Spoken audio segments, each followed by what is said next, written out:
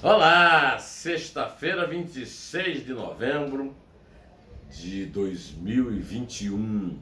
Aqui de novo, agradecendo a você pela permanente audiência, pela fidelidade no acompanhamento do canal José Neumann e Pinto, pelos comentários favoráveis ou críticos, mas sempre respeitosos.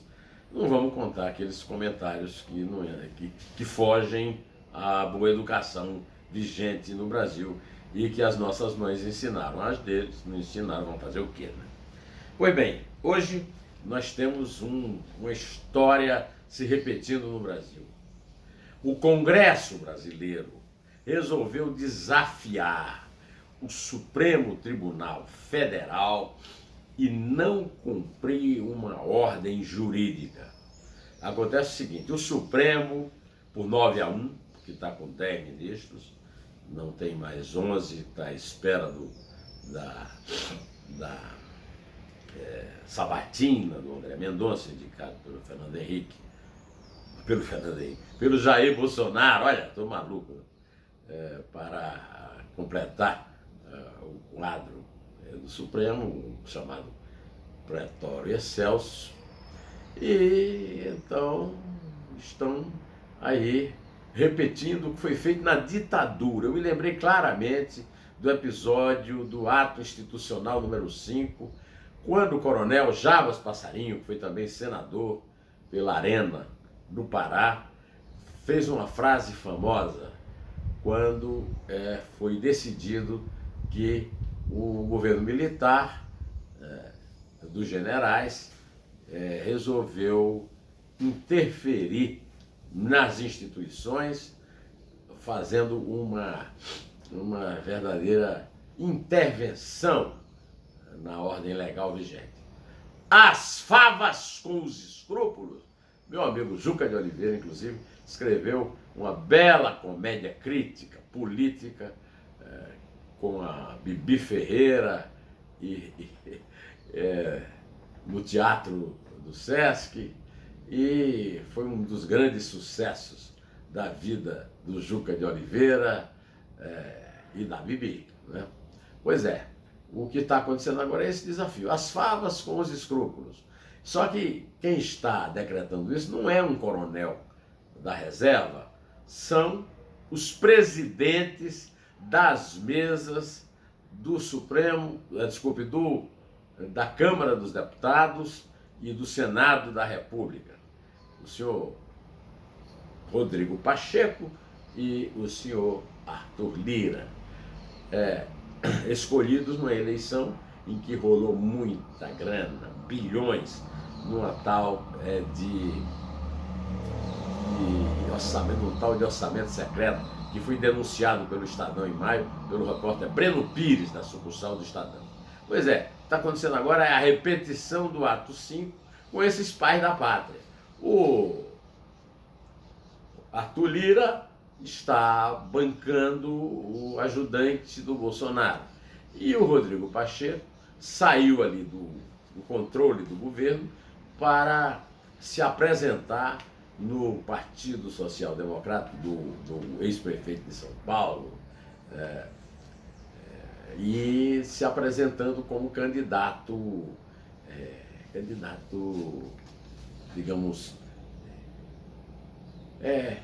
neutro, nem governista, nem oposicionista, né, para agradar o seu chefe, né, ex-prefeito de São Paulo, que está fora da disputa presidencial, né.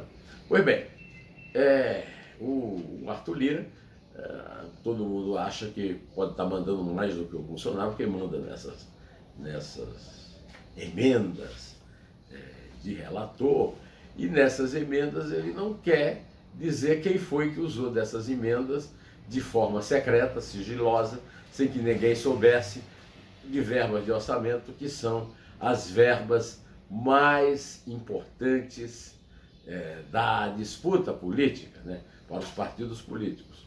O presidente do PSD é o Gilberto Kassab, que foi prefeito de São Paulo e que tem também uma participação inédita na história da República. Ele foi ministro de Dilma Rousseff, do PT, até o último dia, e depois do impeachment da Dilma, ele foi para o ministério de Michel Temer, do MDB, e derrubou a Dilma naquele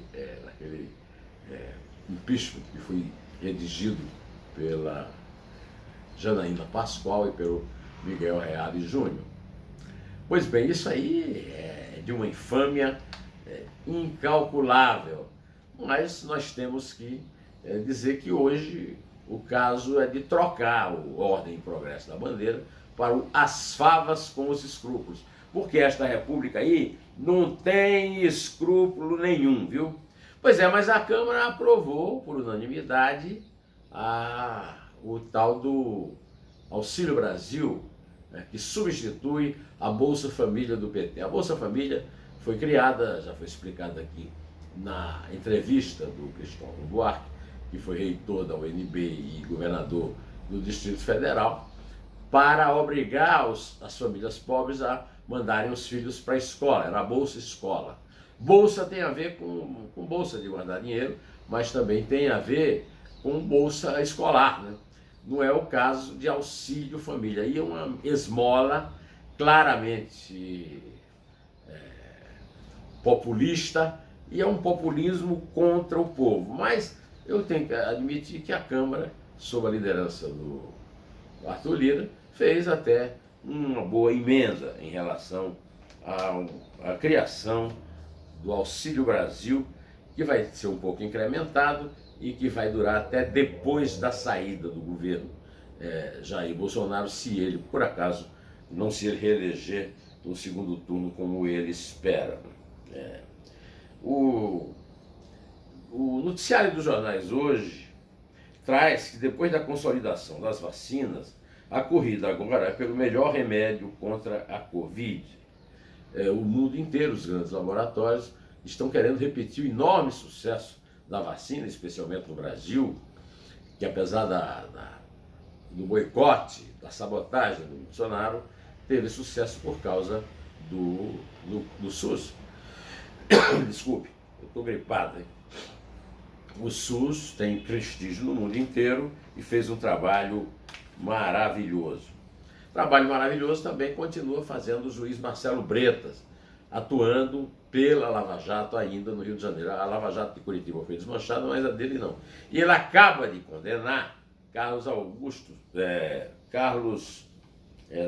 Nussmann, que foi presidente do Comitê Olímpico Brasileiro e que ele acusa de ter de ter pago propina com dinheiro público para comprar os votos do Comitê Olímpico Internacional e convocar a Olimpíada do Rio de Janeiro para a Olimpíada de 2016 para o Rio de Janeiro, né? Essa é uma boa notícia, que nem tudo que foi obra da Lava Jato, o Gilmar Mendes e a sua turma garantista conseguiu destruir, né? O juiz Marcelo Bretas conseguiu salvar alguma coisa, tá certo? O Sérgio Cabral, o Carlos Nussmann foi condenado a 30 anos de cadeia, mas ainda pode cumprir, ainda pode esperar todos os recursos, porque ele ainda pode recorrer ao Tribunal Regional Federal, aos tribunais dos estados, ao Superior Tribunal de Justiça, ao Supremo Tribunal Federal, para se livrar dessa pena. Agora, quem não pode mais se livrar de pena nenhuma são os 766 mortos na operação do Complexo do Salgueiro, lá nas proximidades das milícias sobre as quais aquele coronel Jair, que agora voltou a atuar na Assembleia Legislativa do Rio, tem uma ascendência. E lá pode, por exemplo, proteger o filhote, né, o Jairinho, que se chama Doutor Jairinho, mas eu prefiro de Doutor Jairo Júnior, que assassinou de forma brutal, violenta, como um torturador, a criança Henri Borel, filho da sua namorada, que participou no crime. Mas eu quero dizer que com esse noticiário do crime lá do Salgueiro, ficou constatado que o Supremo Tribunal Federal não luta para manter as resoluções que toma. O Supremo Tribunal Federal resumiu uma resolução proibindo operações policiais pela Polícia do Rio de Janeiro nos governos Wilson Witzel, do tiro na cabecinha, e Cláudio Castro, que é um empregadinho, um faz de conta de Flávio Bolsonaro. E nós temos hoje, segundo o UOL, completados 766 mortos em operações proibidas pela polícia, né? É um desafio à justiça que, se a polícia do Rio pode fazer, você imagina, então, os poderosos chefões das organizações partidárias criminosas que mandam no Congresso. De qualquer maneira, essa condenação desafia aquela impressão que está tudo correto, que Cabral e Lula são inocentes, e isso aí mostra que não, que ainda há juízes, pelo menos lá na Guanabara. Também tem a notícia hoje que a Polícia Federal reabriu a investigação sobre a facada em Bolsonaro em Juiz de Fora, pelo Adélio Bispo de Oliveira, né? O próprio Bolsonaro perdeu o recurso, não recorreu ao juiz da primeira instância, e agora a Polícia Federal está reabrindo o caso, depois que os canais do YouTube publicaram um belíssimo documentário do repórter Joaquim de Carvalho, um excelente repórter que trabalhou na revista Veja, distribuindo um monte de desafios, de perguntas a respeito do tratamento que foi dado pela Polícia Federal aos advogados e ao lobo solitário, segundo a tese da cúpula da Polícia Federal, e talvez, quem sabe, do próprio Frederico Assef, o advogado de Flávio e de Jair Bolsonaro. Temos também notícias das eleições de 2022. O Podemos lançou o Moro, está tendo boas pesquisas, está sacudindo, inclusive, a boa vontade do Palácio do Planalto, né? E está tendo boas pesquisas, está sendo candidato à terceira via e aparece com mais chances. Enquanto isso, antes da Polícia Federal chegar lá na pesquisa sobre as eleições, Podemos lançou o Moro, tem boas pesquisas, tem a crise tucana do erro, né, do grotesco,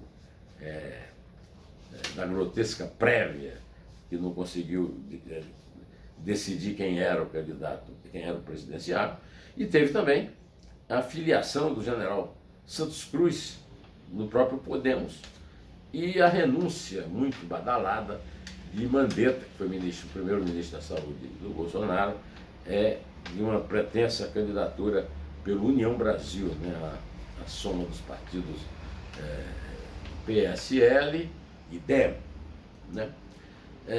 Há também ali uma grande especulação em torno do Alckmin ser vice na chapa do Lula, mas isso ainda vai render muita coisa, né? Por enquanto eu vou ficando por aqui e vou lhe pedindo para acompanhar amanhã, sábado, a 13h, que eu ponho no ar a entrevista que eu fiz com o agrônomo Chico Graziano, foi presidente do INCRA, do governo Fernando Henrique, e foi um importante assessor do Fernando Henrique e do PSDB na época de seus mandatos. E tem também dois dedos de prosa, uma conversa franca com a cantora Ana Canhas, descendente de espanhóis, que resolveu fazer uma homenagem ao meu querido amigo, meu compadre, meu companheiro de várias tertúlias intelectuais, Antônio Carlos Gomes Belchior Fontenelle Fernandes. Eu acho que é um fim de semana cheio de boas atrações para você acompanhar. Não perca nem a entrevista, nem os dois dedos de prosa. E eu vou ficando por aqui, direto ao assunto. Em pé! E só a verdade vai salvar as nossas vidas. Pode crer.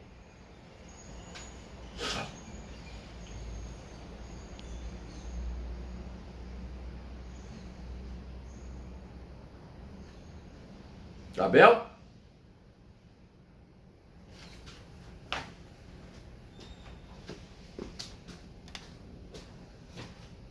Eita.